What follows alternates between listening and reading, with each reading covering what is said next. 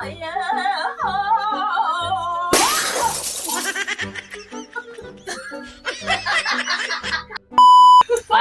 ng mga hulaan.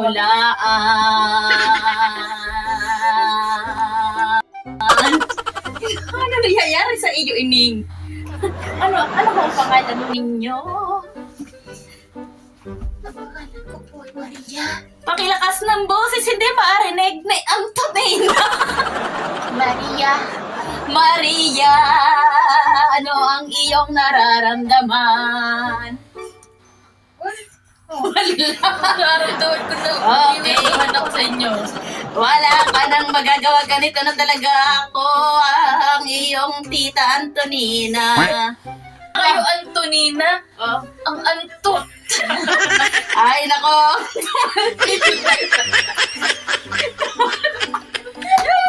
Tumalsi ko, ganyan laway pa kayo na sa may infection at hula ko. Oh my God.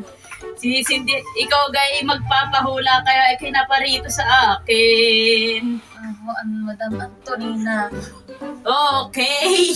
Baka masunog ang ating bahay. Ay, kaporo. Dinalaglag ang posporo.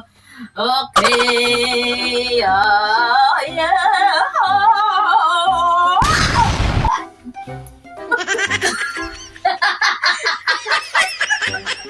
Maaari ko bang makita ang iyong kamay at mga palad? Anong nangyari dyan?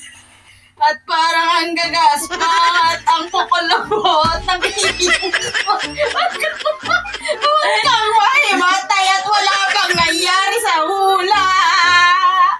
Hinang po atin siyang sisilaban. Pag ako'y nabasa. Base sa aking hula ay nakikita ko sa iyong mga palad ng gulo ng iyong buhay. Diyos ko po, hindi magkakaasawa kasi kalahati lang hindi na nagtapos kayo'y maghihiwalay. Ayan na nga, ikaw ay magtatagumpay sa isang taon at makakabili ka ng bahay. Sa sarili mong sikap at pagkukod-kod. Ha! Kadiri!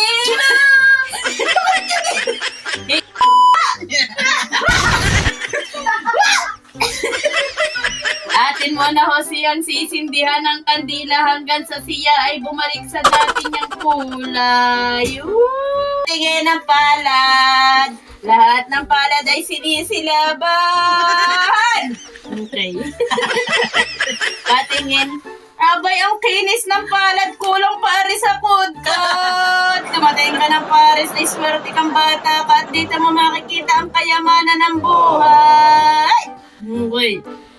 Ay, nako, maganda ang takbo ng iyong palad. Lahat ay diretso. Pero itong kabila ay, Diyos ko, may kalyo. Luge. Ay, patatawarin, nakikita ko ay dalawang iyong relasyon. Pero isa lang ang susuutan. Isa ang makakatuluyan mo.